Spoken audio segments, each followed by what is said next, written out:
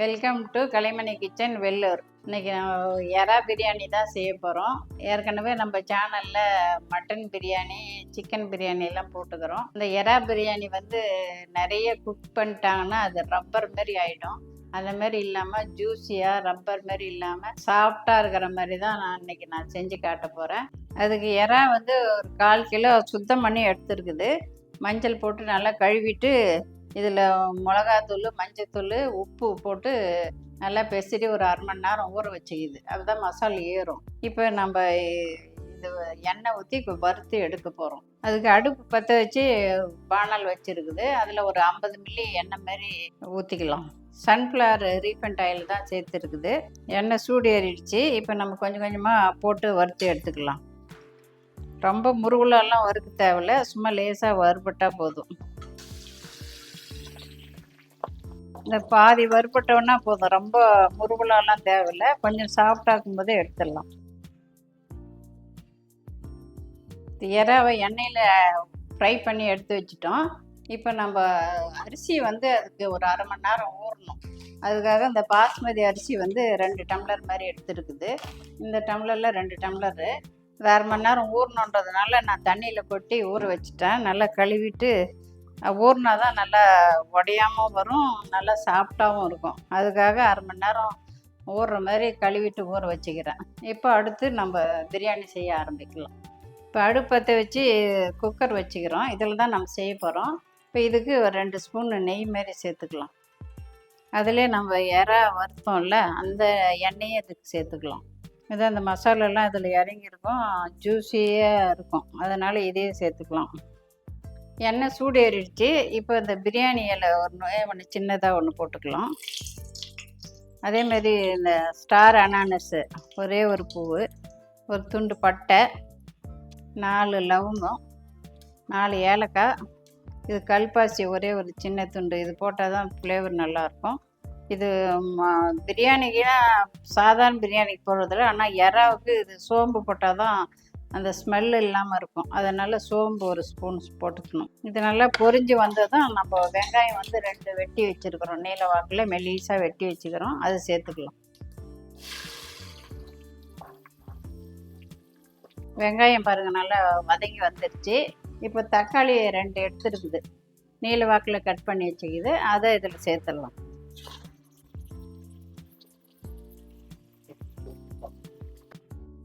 இதில் கொஞ்சோண்டு உப்பு போடலாம், அப்போ சீக்கிரம் வதங்கும் நல்லா. 2 பச்சை மிளகாய் சும்மா கீறி வச்சிருக்கு, அதை போட்டுக்கலாம். தக்காளி வெங்காயம் நல்லா வதங்கிடுச்சு. இப்போ நல்லா பெரிய ஸ்பூனில் 2 ஸ்பூன் மாதிரி இஞ்சி பூண்டு சேர்த்துக்கலாம். கொஞ்சம் புதினா கொத்தமல்லி பாதி சேர்த்துக்கலாம். இஞ்சி பூண்டு போட்டோடனே கொஞ்சம் லேசாக அடி பிடிக்கிற மாதிரி இருக்கும். அதனால் சும்மா 2 ஸ்பூன் தண்ணி மாதிரி ஊற்றி, இது 1/2 கப்பு தயிர் அப்படி சேர்த்துக்கலாம். இது கொஞ்சோண்டு 1/4 ஸ்பூன் மாதிரி மஞ்சத்தூள், இது காஷ்மீரி மிளகாத்தூள் 1 ஸ்பூன், சின்ன ஸ்பூனில் 1 ஸ்பூன். இது தனி மிளகாத்தூள் ஒரு ஸ்பூன். இது கரம் மசாலா ஒரு ஸ்பூன்.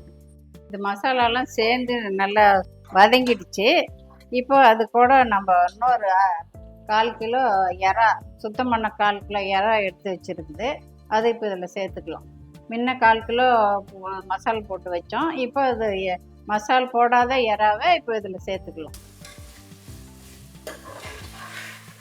இது வேகிறதுக்கு ஒரு 1/2 டம்ளர் மாதிரி தண்ணி சேர்த்துக்கலாம்.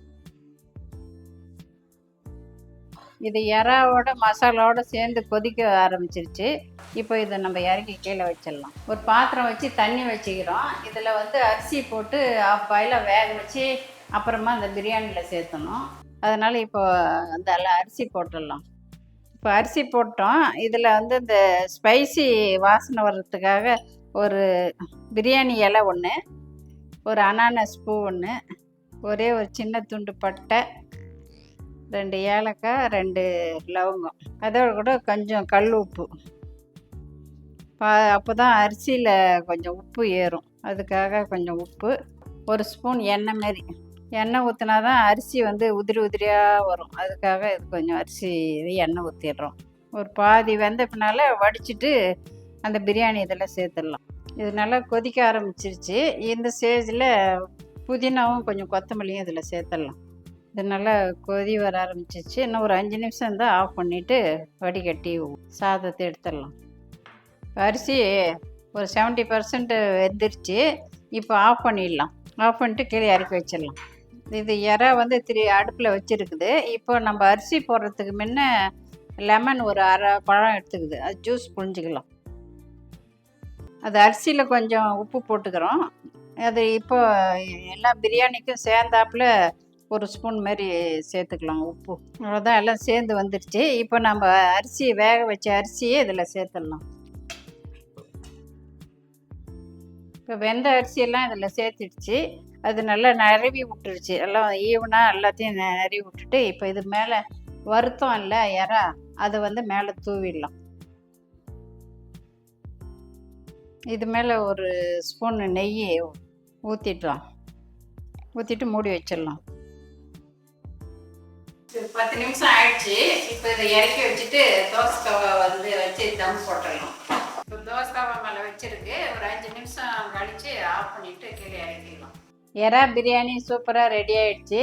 நல்லா உதிரி உதிரியாக நல்லா வந்துருக்குது. இருந்தாலும் அந்த ஓவியா வந்து சாப்பிட்டு எப்படி இருக்குதுன்றதை சொல்லுவோம். அப்படி டேஸ்ட் பார்த்துட்டு சொல்லுமா. நான் ரைஸும் ஒரு ப்ரானும் எடுத்து சாப்பிட்றேன். ரெண்டும் எப்படி இருக்குது. ஆக்சுவலாக செம்ம டேஸ்ட்டு. என்னென்னா ரைஸில் வந்துட்டு அவ்வளோ மசாலா இருக்குது.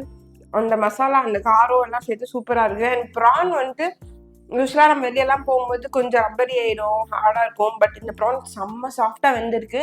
அண்ட் மசாலா ப்ரான்குள்ளே வேற இருக்குது. ஸோ ஓவராலாக அந்த பிரியாணி ஒன்றா சாப்பிடும்போது செம்மையாக இருக்குது. இப்போ வந்துட்டு கிளைமேட் வேறு ரொம்ப சில்லுன்னு இருக்கா.